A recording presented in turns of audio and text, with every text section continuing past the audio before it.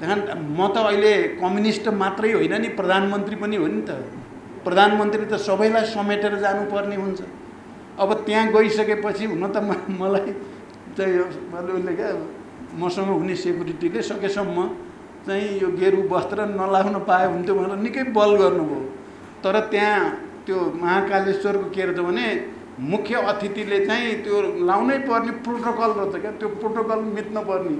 अब प्रोटोकल मिचेर भयो नि मलाई लाउन नदिनुहोस् भन्दाखेरि के हुने भयो, भारतका करोडौँ चाहिँ जनताको मनमा चाहिँ चिसो बस्ने भयो नेपालप्रति र नेपालको प्रधानमन्त्रीप्रति।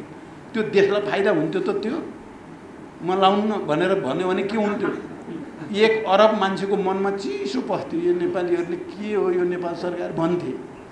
अब म सहज ढङ्गले गर्दाखेरि के भयो, सबै खुसी। यहाँ हाम्रो एक थरी साथीहरूलाई के यो विचित्र देख्नु पर्यो भन्ने लाज लाग्यो, त्यो नि मैले हेरेको छु। अब कतिपयलाई फेरि यो गेरु वस्त्र जिन्दैभरि लाएर अब कमान्डो लिएर हिँड्दै हुन्थ्यो प्रचण्डले, त्यसो भएपछि ढुक्कै हुन्थ्यो भन्ने पनि कतिपयलाई लागेको होला। म कमान्डो लिएर हिँड्नेवाला पनि होइन, म गेरु वस्त्र सधैँ लाएर हिँड्नेवाला पनि होइन, मुस्लिम टोपी लाएर सधैँ हिँड्नेवाला पनि होइन, क्रिस्चियनहरूको चाहिँ ऊ पनि सधैँ गर्ने पनि होइन। त्यहाँदेखि यसलाई त हामीले एउटा सांस्कृतिक कूटनीतिको रूपमा किन नबुझ्ने, नेपालको बृहत्तर हितमा यसलाई सदुपयोग गर्न खोजेको प्रधानमन्त्रीले एउटा नयाँ पहल लियो भनेर पो बुझ्दिन पर्छ र उल्टो बुझ्ने जस्तो कतिपयको है, अब तपाईहरु सबैको त होइन।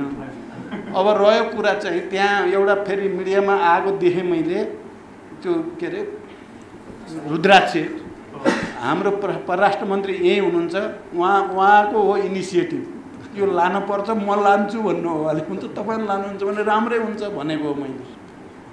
अनि परराष्ट्र मन्त्री लगेकोलाई मैले नछुनी अब भन्ने त कुरा मिल्दैन थियो नि, त्यो त त्यसो गरे एकदम नराम्रो हुन्थ्यो। त्यो अर्को फेरि रुद्राक्षको प्रवर्धन पनि हुन्छ, त्यहाँ प्रवर्धन पनि हुन्छ, त्यसको सजिलो व्यापारमा सजिलो पनि हुन्छ भन्ने सोच हाम्रो परराष्ट्र मन्त्री र मेरो पहिले यही नेपालमै कुरा भइसकेको थियो। अर्को मैले फेरि त्यो चाहिँ चढाएको श्रीमतीको स्वास्थ्य ठिक होस् भनेर बिल्कुल होइन, मेरो दिमागमा छनानी थिएन, कहीँ चर्चा भएको पनि होइन। तर यहाँ चाहिँ पत्नीको स्वास्थ्यको लागि रुद्राक्ष चढायो भने जस्तो गरेर एकदम तल झारिदिने क्या। आफ्नो लिडरसिपले यति ऐतिहासिक ढङ्गले राष्ट्रको पक्षमा जनताको पक्षमा काम गर्न लागेको बेला त हामी सबैले मिलेर साथ पो दिनुपर्ने ठाउँमा पत्नीको स्वार्थको लागि गर्यो। अब मेरो पत्नीको स्थिति के छ पत्रकार साथीहरू तपाईहरुलाई थाहा छ, नेपाली जनतालाई संसारलाई थाहा छ। उनको उपचार सन्चो हुने खालको बिमारै होइन। अब म कस्तो चाहिँ विचार र चरित्र प्रवृत्तिको मान्छे हुँ भन्ने पनि तपाईहरुलाई राम्रो थाहा छ नि। अनि म वहाँ महाकालेश्वर गएर यत्रो चाहिँ दुई पक्ष दुई देशको सम्बन्धको कुरा छ, पत्नी बचाइ पाऊँ भन्छु त मैले, त्यसो केही अर्थ हुन्छ? मान्छेले गर्ने पनि अलिक सीमाभित्र गर्नुपर्ने, त्यो अलिक बढी भयो भन्ने हो मेरो, त्यस्तो होइन। यो पटक पत्रकार साथीहरू हाम्रो यो सरकार सुरुदेखि हामी राम्रा काम गर्ने, राष्ट्रको निम्ति गर्ने, जनताको निम्ति गर्ने, समृद्धिको निम्ति गर्ने, सुशासनको निम्ति गर्ने भनेर हामी कटिबद्ध भएर लागेका छौँ। दुई चारजना यताउता विरोध आलोचना के हुन्छ भन्ने भन्दा पनि राष्ट्रको र जनताको बृहत्तर हित के गरी हुन्छ भन्नेमा केन्द्रित भएर लागेको सन्दर्भ हो। मान्य उपप्रधानमन्त्रीजी, परराष्ट्र मन्त्री र अरू सबै मान्य मन्त्रीजीहरू, मान्य सदस्यहरू, मुख्य सचिव, सचिवजी र सबै यहाँ उपस्थित पत्रकार साथीहरू, मित्र राष्ट्र भारतका प्रधानमन्त्री महामहिम श्री नरेन्द्र मोदीको मैत्रीपूर्ण निमन्त्रणामा भारतको 4 दिने औपचारिक भ्रमण पूरा गरी आज हामी स्वदेश फर्केका छौँ। भ्रमणका अवसरमा भएका द्विपक्षीय भेटघाट एवं कार्यक्रमहरूका बारेमा परराष्ट्र मन्त्रालय र नेपाली राजदूतावास नयाँ दिल्लीबाट जारी प्रेस विज्ञप्ति र भ्रमण दलमा रहेका सञ्चारकर्मी मित्रहरूबाट सम्प्रेषित समाचार मार्फत यहाँहरूलाई अवगत नै छ भन्ने म ठान्दछु। भ्रमणका दौरानमा भारतका महामहिम राष्ट्रपति श्रीमती द्रौपदी मुर्मू, उपराष्ट्रपति श्री जगदीप धनखडसँग मैले शिष्टाचार भेट गरेँ। भेटका क्रममा नेपाल भारत बीचको पुरानो र घनिष्ठ सम्बन्धलाई आगामी दिनमा अझ बलियो बनाउने बारे छलफल भए। भ्रमणको महत्त्वपूर्ण पक्षको रूपमा भारतीय प्रधानमन्त्री महामहिम श्री नरेन्द्र मोदीसँग नयाँ दिल्ली स्थित हैदराबाद हाउसमा भएको द्विपक्षीय भेटवार्ता रह्यो। सो अवसरमा नेपाल भारत सम्बन्धका विविध पक्षमा रहेको सहयोगात्मक सम्बन्धलाई अझ बलियो पार्ने बारे छलफल तथा विचारको आदान प्रदान गरियो। मेरो भ्रमणका अवसरमा भारतीय प्रधानमन्त्री र मैले देखाएका परियोजनाको भर्चुअल माध्यमबाट उद्घाटन र शिलान्यास गर्ने काम भयो। 1. कुर्था बिजलपुरा रेलमार्गको हस्तान्तरण। 2. भारतको जोगबनीदेखि नेपालको विराटनगर कस्टम्स यार्डसम्म कार्गो रेल सेवाको सञ्चालन। भैरवा सुनौली स्थित एकीकृत जाँच चौकीको शिलान्यास। नेपालगञ्ज रूपेडिया स्थित एकीकृत जाँच चौकीको उद्घाटन। मोतिहारी अम्लेखगञ्ज पेट्रोलियम पाइपलाइनको दोस्रो चरणको निर्माण कार्यको शिलान्यास। बुटोल गोरखपुर 400 केबी अन्तर्देशीय प्रसारण लाइनको शिलान्यास। यसै भ्रमणका अवसरमा देखाएका 7वटा दस्तावेजहरूमा हस्ताक्षर र आदान प्रदान भएको छ। 1. नेपाल भारत पारवहन सन्धि। 2. पेट्रोलियम पूर्वाधार निर्माण सम्बन्धी समझदारी पत्र। 3. दोधरा चाँदनीमा एकीकृत जाँच चौकी तथा सुक्खा बन्दरगाहको निर्माण सम्बन्धमा समझदारी पत्र। 4. फुकोट कर्णाली 480 मेगावाट जलविद्युत परियोजना विकास सम्बन्धी समझदारी पत्र। 5. तल्लो अरुण 669 मेगावाट जलविद्युत परियोजना सम्बन्धी परियोजना विकास सम्झौता। 6. नेपालको नेसनल क्लियरिङ हाउस लिमिटेड र भारतको national payment company India limited बीच सीमापार विद्युतीय भुक्तानी सम्बन्धी समझदारी पत्र। 7. नेपालको परराष्ट्र मामिला अध्ययन प्रतिष्ठान र भारतको सुषमा स्वराज विदेश सेवा सञ्चालन बीच समझदारी पत्र।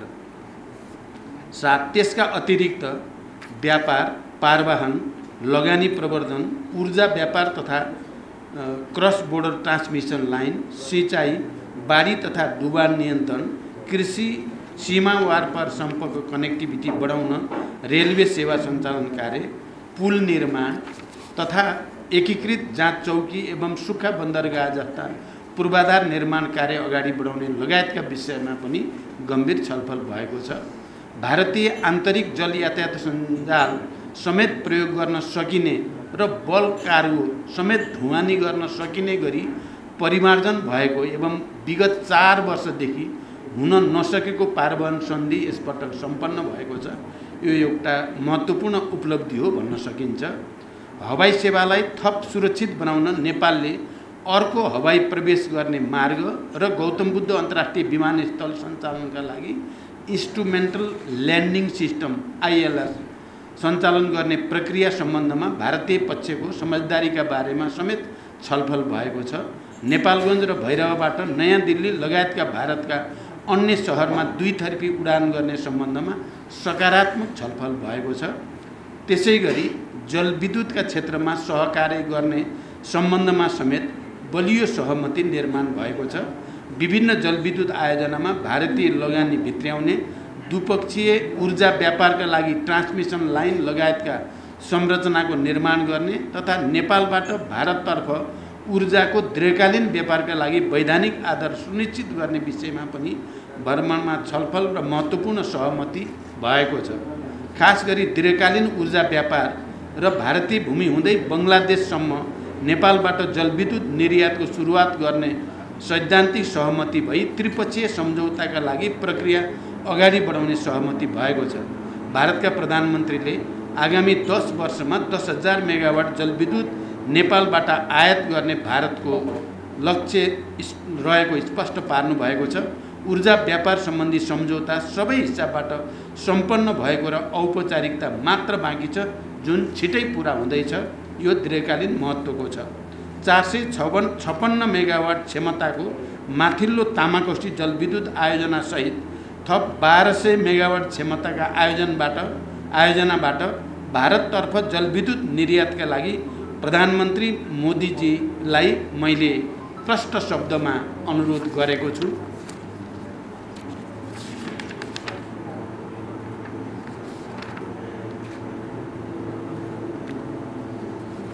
साथै नेपालमा निर्माणाधीन जलविद्युत सडक जस्ता ठुला विकास निर्माण परियोजनाका लागि अति आवश्यक विस्फोटक पदार्थको सहज र सरल आपूर्तिका लागि प्रधानमन्त्री मोदीसँग सकारात्मक छलफल भएको छ। पञ्चेश्वर बहुद्देश्य परियोजनाको शीघ्र कार्यान्वयनका लागि 3 महिनाभित्र विस्तृत परियोजना प्रतिवेदन DPRलाई अन्तिम रूप दिने गरी द्विपक्षीय छलफललाई तीव्रता दिने सहमति भएको छ। वित्तीय प्रबन्धसहित दुई सरकारले DPR स्वीकृत गरेपछि त्यसको 1 वर्षभित्र कार्यान्वयनको ढाँचा टुङ्गो लगाउने सहमति भएको छ। नेपालतर्फका संरचनाहरूको तयारीको अवस्थाका आधारमा टनकपुर ब्यारेजबाट लिङ्क क्यानल मार्फत चरणबद्ध रूपमा नेपाललाई सिँचाइको लागि पानी उपलब्ध गराउने सहमति भएको छ। नेपाल भारत सीमावर्ती क्षेत्रमा बाढी र डुबानका समस्याका बारेमा पनि सकारात्मक छलफल भएको छ। मनसुन सुरु हुनु अघि नै बाढी र डुबान नियन्त्रण कार्यलाई प्रभावकारी बनाउन आवश्यक कदम चाल्नका लागि विद्यमान द्विपक्षीय संयन्त्रहरूलाई तत्काल सक्रिय बनाउन सम्बन्धित अधिकारीहरूलाई प्रधानमन्त्री मोदीजी र मैले निर्देशन दिइसकेका छौँ। त्यसैगरी नेपालभित्र थप विद्युत प्रसारण लाइन निर्माणका लागि एक्जिम ब्याङ्क इन्डियाबाट प्राप्त सहुलियतपूर्ण कर्जाको चौथो खण्डको रकम उपयोग गर्ने विषयमा प्रधानमन्त्री मोदीजी सहमत हुनुभएको छ।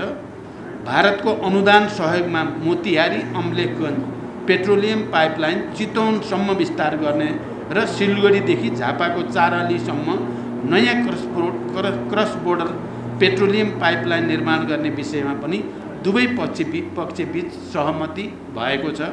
महाकाली नदीमाथि शीर्ष परशुराम धाम पूर्णागिरी माई तथा झुलाघाटमा भारत सरकारको अनुदान सहयोगमा पक्की पुल निर्माण गर्ने सहमति भएको छ। भारत सरकारको अनुदान सहयोगमा रामायण सर्किट अन्तर्गतका परियोजना GP Koirala institute of health science र सुदूरपश्चिममा Nepal institute of technology Kailali र चितवनमा अन्तर्राष्ट्रिय स्तरको क्रिकेट मैदानको निर्माण कार्य अगाडि बढाउने बारे पनि सकारात्मक छलफल भएको छ।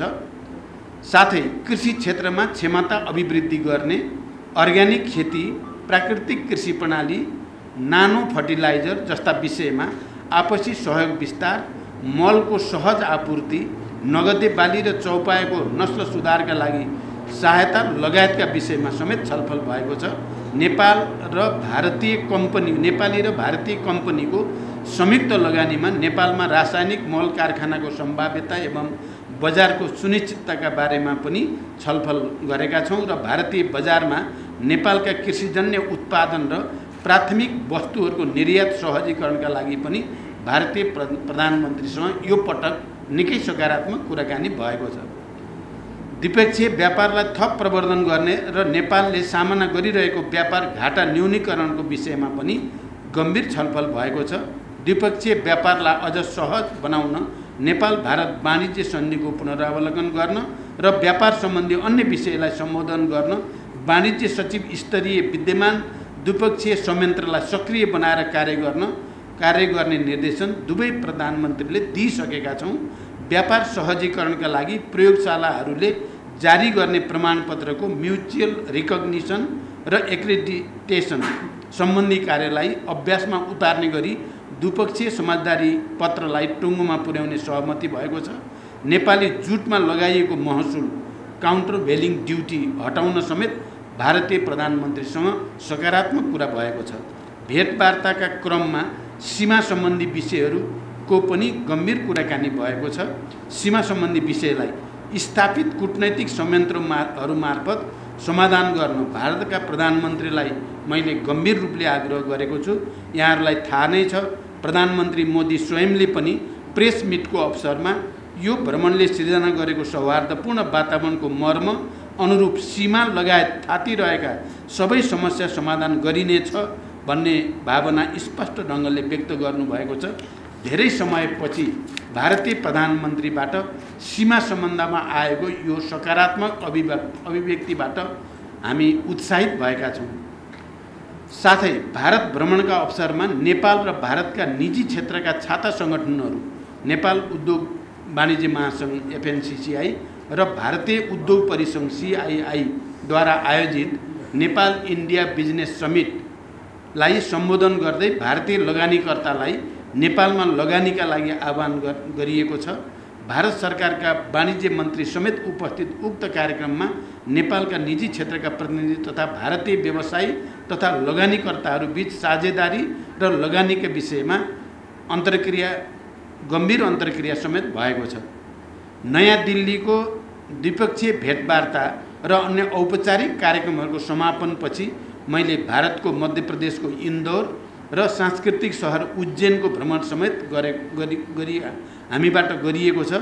इन्दौरमा स्वच्छ भारत अभियान अन्तर्गत सोलिड वेस्ट म्यानेजमेन्ट परियोजना र नेपालमा सूचना प्रविधिको विकासका क्षेत्रमा सहकार्य गर्ने सम्भावनालाई मध्यनजर गर्दै इन्दौर स्थित टाटा कन्सल्टिङ सर्भिसको पनि अवलोकन गरिएको छ। छोटो समयमै कम लगानीमा प्रभावकारी ढङ्गले सञ्चालित इन्दौरको सोलिड वेस्ट म्यानेजमेन्ट सम्बन्धी अनुभव हाम्रा लागि पनि धेरै महत्त्वपूर्ण रहेको हामीले महसुस गरेका छौँ। मैले भारतका प्रधानमन्त्री महामहिम नरेन्द्र मोदीजीलाई नेपाल भ्रमणको निम्ता दिएको छु र भारतका प्रधानमन्त्रीले आफूले सन् 2014, 2018 र 2022मा नेपालको भ्रमण गरेको स्मरण गर्दै नेपालको भ्रमणलाई ठुलो महत्त्व दिएको र उपयुक्त समयमा भ्रमण गर्ने बताउनु भएको छ। नेपाल र भारतबीच रहेको बहुआयामिक सम्बन्धलाई समानता र आपसी लाभका आधारमा थप मजबुत बनाउन यस भ्रमणले योगदान गरेको छ। भारतका प्रधानमन्त्री श्री नरेन्द्र मोदीसँग खुलस्त रूपमा कुराकानी भई विश्वासको वातावरण सिर्जना भएको छ भने थातिरहेका विषयलाई सम्बोधन गर्न सकिने विश्वासको राम्रो आधार तयार भएको छ। नयाँ आम निर्वाचन पश्चातको पहिलो विदेश भ्रमणको रूपमा रहेको यो भारत भ्रमण मैले विगतका भ्रमणभन्दा फरक पाएको छु। सारभूत रूपमा यो भ्रमण परिणाममुखी रहेको छ र भविष्यका लागि स्पष्ट मार्गदर्शन समेत गरेको छ। अन्त्यमा यस औपचारिक भ्रमणको अवधिमा भारत सरकारबाट प्राप्त आतिथ्यता एवं मध्य प्रदेश सरकार र जनताबाट प्राप्त न्यानो स्वागतका लागि भारतका प्रधानमन्त्री, भारत सरकार, मध्य प्रदेशका राज्यपाल, मुख्यमन्त्री एवं भारतीय जनताहरूप्रति हार्दिक धन्यवाद ज्ञापन गर्दछु। यस भ्रमणबारे समाचार सम्प्रेषण गर्नुहुने सबै सञ्चारकर्मी मित्रहरूलाई पनि म विशेष धन्यवाद ज्ञापन गर्दछु। धन्यवाद।